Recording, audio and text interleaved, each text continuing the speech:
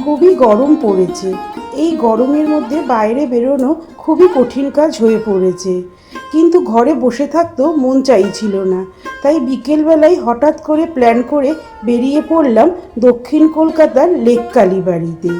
এটি অবস্থিত দক্ষিণ কলকাতার সাদার্ন এভিনিউ রবীন্দ্র সরোবরের খুবই কাছে। লেক কালীবাড়ি আজ থেকে প্রায় 60 বছর আগে 1949 সালে হরিপদ চক্রবর্তী দ্বারা প্রতিষ্ঠিত হয়েছিল।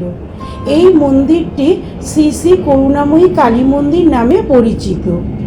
মন্দিরের ব্যবস্থাপনায় রয়েছে করুণাময়ী কালীমাতা ট্রাস্ট। মানবজাতির সান্ত্বনার জন্য হরিপদ চক্রবর্তী পঞ্চমুণ্ডের আসন তৈরি করেছিলেন, যা এখনও মন্দিরের ভেতরে আছে। হরিপদ চক্রবর্তীর মা কালীর প্রতি প্রবল ভক্তি ছিল এবং তিনি দিনের বেশিরভাগ সময় মায়ের সাধনায় নিমগ্ন থাকতেন। কথিত আছে, মা কালী গুরুদেব হরিপদ চক্রবর্তীর খড়ের তৈরি কুঁড়েঘরে এক আলোকিত দীপ্তিতে আবির্ভূত হয়েছিলেন। এখানে মন্দিরের পাশেই মায়ের পুজোর সামগ্রী পাওয়া যায়। এখানে বলি প্রথা নিষিদ্ধ। এই মন্দির সকাল 6:30 থেকে দুপুর 12:30 ও বিকেল 3:30 থেকে রাত্রি 9টা পর্যন্ত খোলা থাকে। মন্দির প্রাঙ্গণের ভেতরেই মায়ের অন্যান্য রূপের বিগ্রহ আছে।